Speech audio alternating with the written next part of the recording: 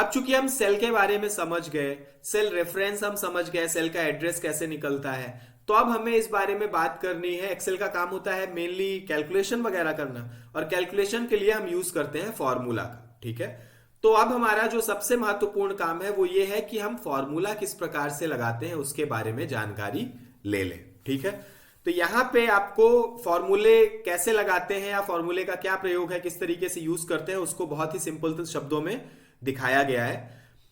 Formula होता क्या है, तो फॉर्मूला किसी भी सेल में रखी हुई वो चीज है जिसके पहले इक्वल टू लगा हो। Anything in a cell when the first character is equal mark. तो यदि इक्वल टू लिखने के बाद आप कोई भी चीज लिख रहे हो किसी फॉर्मूले के अंदर, तो एक्सेल उसको फॉर्मूला समझता है। अपने विद्यार्थियों को मैं अक्सर बताता रहता हूं कि एमएस एक्सेल में आप केवल दो प्रकार के काम करते हैं। पहला, जब आप मेहनत करते हैं, जब आप खुद मेहनत करते हो, और जब आप खुद मेहनत करते हो उस समय आपको इक्वल टू वगैरह लगाने की जरूरत नहीं पड़ती है। और दूसरा काम, जब आप एक्सेल से काम करवाते हो, और जब आपको एक्सेल से कोई काम करवाना होता है उस समय आपको इक्वल टू लगाने की जरूरत होती है। मतलब आप चाहते हैं कि कोई कैलकुलेशन एक्सेल आपको करके दे, उस समय आपको इक्वल टू लगाने की जरूरत होती है। वही चीज यहां पे दी हुई है कि माइक्रोसॉफ्ट एक्सेल में जो फॉर्मूला है वो कोई भी चीज है, यदि आप उसको इक्वल टू से शुरू कर दें तो वो फॉर्मूला में बदल जाता है। फॉर्मूला के एडवांटेज क्या होते हैं, उसके लाभ क्या होते हैं? फॉर्मूला के लाभ यही है कि आप एक्सेल को बोल रहे हो कि भाई मुझे ये काम करके दे दो। ठीक है, आप खुद काम कुछ करने की बजाय आप एक्सेल से कह रहे हो कि ये काम मुझको करके आप दे दीजिए। फॉर्मूला बनाते कैसे हैं, तो फॉर्मूला बनाने के लिए अभी ऊपर आपसे बात की, सबसे पहले इक्वल टू का साइन लगाते हैं। लेकिन इस इक्वल टू के साइन के बाद आप कौन कौन सी चीजें रख सकते हैं, तो इस इक्वल टू के साइन के बाद आप बहुत सारी चीजें रख सकते हैं। जैसे पहला है सेल रेफरेंस। मतलब आप इक्वल टू का साइन लगा के, मैं यहां पे आपको कुछ करके दिखाता हूं, यहां पे आप इक्वल टू का साइन लगा के किसी भी सेल का रेफरेंस दे सकते हैं। सपोज यहां पे लिखा है फॉर्मूला, यदि मैं इस सेल का रेफरेंस, मतलब यहां पे मैंने क्या लिखा A1, यदि मैं यहां पे A1 रेफरेंस देता हूं और इंटर प्रेस करता हूं, तो यहां पे देखिए यहां पे भी फॉर्मूला आ गया, क्योंकि मैंने इसको एड्रेस दिया कि आप इक्वल टू लगाया, मतलब फॉर्मूला लगाया। मैंने उससे कहा कि आप A1 में रखी हुई चीज को यहां पे दिखा दीजिए। तो उसने क्या किया, उसने A1 में रखी हुई चीज को यहां पे A1 में रखा था फॉर्मूला, तो उसने यहां पे आपको फॉर्मूला निकाल कर दिखा दिया। दूसरी चीज सॉरी सॉरी दूसरी चीज जो आप लगा सकते हैं वो है ऑपरेटर साइन। ऑपरेटर साइन का मतलब है कि आप प्लस, माइनस, मल्टीप्लीकेशन, डिवीजन, ये सारी चीजें भी लगा सकते हैं। तो यदि मैं यहां पे लिखता हूं इक्वल टू 2, तो यहां पे 2 आ जाएगा। यदि मैं लिखता हूं यहां पे इक्वल टू 3, तो यहां पे इक्वल टू 3 आ जाएगा।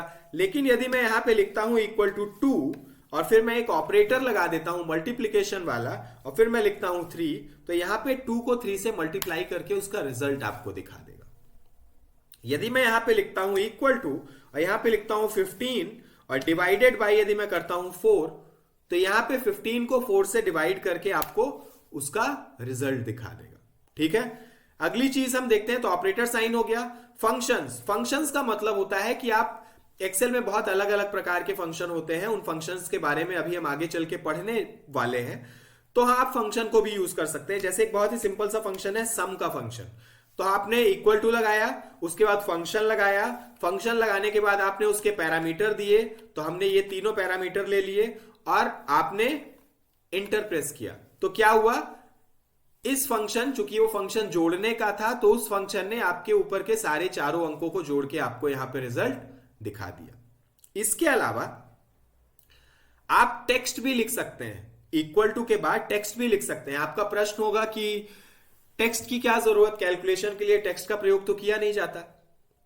लेकिन कई बार हमको एक्सेल में टेक्स्ट रखने की जरूरत भी पड़ती है, इंफॉर्मेशन प्रदान करने के लिए, कैलकुलेशन करने के लिए नहीं, या लॉजिक लगाने के लिए।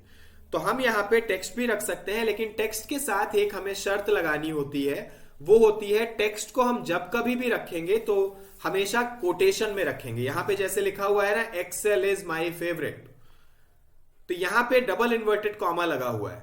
ये डबल इन्वर्टेड कॉमा को एक्सेल में कोट्स भी बोलते हैं, और आप अपने जब टेक्स्ट लिखना चाहते हैं किसी फॉर्मूले के अंदर तो आपको डबल इन्वर्टेड कॉमा या कोट्स के अंदर रखना होता है। उदाहरण के लिए यदि मैं यहाँ पे इक्वल टू लगाता हूं और मैं यहाँ पे लिखता हूं कि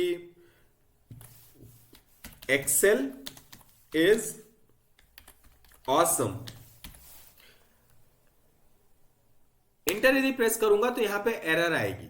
एरर इसलिए आ रही है क्योंकि हमने टेक्स्ट लिखा है और टेक्स्ट को हमने इन्वर्टेड कॉमा में बंद नहीं किया है। तो आपको यहां पे यदि दोनों तरफ से इन्वर्टेड कॉमा में इसको क्लोज कर देंगे और फिर इंटर लिखेंगे तो आपको एक्सेल इज ऑसम लिखा हुआ आएगा। ठीक है, इसके बाद आप एम्परसेंड साइन लगा सकते हैं। एम्परसेंड साइन का मतलब होता है कि यदि आप दो टेक्स्ट को आपस में जोड़ के लिखना चाहते हैं, जैसे मैं चाहता हूं कि एक्सेल इज ऑसम, या मैं यहां पे लिखना चाहता हूं सपोज कि माई नेम इज या माई एज इज 33, तो उस केस में आप यहां पे इक्वल टू लगा सकते हैं और यहां पे इन्वर्टेड कॉमा के अंदर लिख सकते हैं my age is inverted comma close. और एक और चीज आप लगा सकते हैं जिसको कहते हैं एम्परसेंड इक्वल टू के साइन के बाद, तो एम्परसेंड का साइन लगाएंगे और यहां पे अब आप लिख सकते हैं कोई भी अंक। तो यहां पे यदि आप लिख देते हैं 32 और अब इंटर प्रेस करते हैं तो यहां पे आपको लिख के आ रहा है माई एज इज 32। और इसका प्रयोग हमने कब किया? जब हमने किसी अंक को किसी शब्द के साथ जोड़ा, मतलब टेक्स्ट को नंबर के साथ रखा या एक टेक्स्ट को दूसरे टेक्स्ट के साथ रखा, तब हम इस एम्परसेंड साइन का प्रयोग कर सकते हैं। ठीक है, इसके अलावा आप किसी नंबर को भी रख सकते हैं, वो हमने यहां पे रख के आपको दिखाया है, और साथ ही में आप एरे भी रख सकते हैं। ठीक है, इसके बाद अब आप आगे चलते हैं और अब बात आती है कि फॉर्मूला रखने के बाद आप फॉर्मूले को अप्लाई कैसे करेंगे। तो फॉर्मूले को अप्लाई करने के लिए कई सारी बटन होती हैं। सिंपली हम एंटर बटन का प्रयोग करते हैं, तो जब भी हम एंटर बटन का प्रयोग करते हैं हम नीचे की तरफ जाते हैं। जब हम शिफ्ट एंटर का प्रयोग करते हैं तो हम ऊपर की तरफ आते हैं। जब हम टैब बटन का प्रयोग करते हैं तो हम राइट साइड में जाते हैं, और जब हम शिफ्ट टैब का प्रयोग करते हैं तो हम लेफ्ट साइड में जाते हैं। वहीं यदि हम कंट्रोल और एंटर का प्रयोग करते हैं तो हम कहीं नहीं जाते, हम उसी सेल में बने रहते हैं। इन सारे शॉर्टकट्स का प्रयोग, इन सारी चीजों का, बटन्स का प्रयोग हम आगे आने वाली एक्सरसाइज में करने वाले हैं। तो चूंकि आप बार बार इन चीजों को करेंगे तो ये आपकी आदत में आ जाएंगी और आप फिर उनको भूलेंगे नहीं। ठीक है, इसके अलावा कुछ यहां पे नीचे आते हैं, कुछ बहुत ही इंपॉर्टेंट शॉर्टकट्स हैं।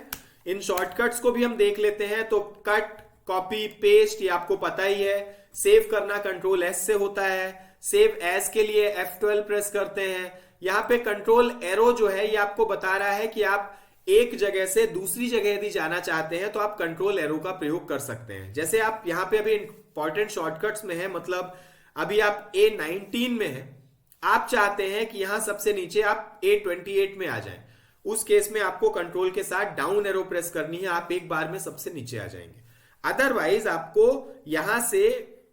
यहां से नीचे आने में आपको एरो की मदद से कई बार एरो प्रेस करनी पड़ती, लेकिन कंट्रोल की मदद से आप सिंगल क्लिक में ऊपर से नीचे और नीचे से ऊपर जा सकते हैं। यही काम लेफ्ट राइट में भी होता है। ठीक है, इसके बाद अगला आता है आपका control plus shift plus arrow. Control plus shift plus arrow से पहले आपको पढ़ना चाहिए शिफ्ट और एरो।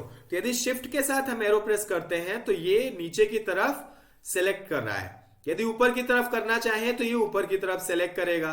तो अब यदि कंट्रोल के साथ हम शिफ्ट और एरो का यूज करते हैं तो ये एक बार में सिंगल क्लिक में सारी चीजों को एक पर्टिकुलर डायरेक्शन में सेलेक्ट कर लेगा। ठीक है, जैसे मैं यदि यहां पे करके दिखाऊं तो यहां पे ये कंट्रोल शिफ्ट डाउन यदि मैं करूंगा तो देखिए इसने क्या किया, सारी चीजों को इसने एक साथ सेलेक्ट कर लिया। ठीक है, तो ये आपके कुछ मतलब बेसिक जो एक्सेल की एक्सरसाइज शुरू करने से पहले हमको जिन चीजों की जरूरत थी हमने उन चीजों को यहां पे समझ लिया।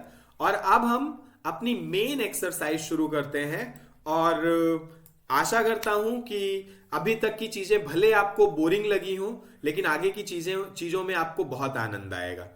तो यहां पे हम चलते हैं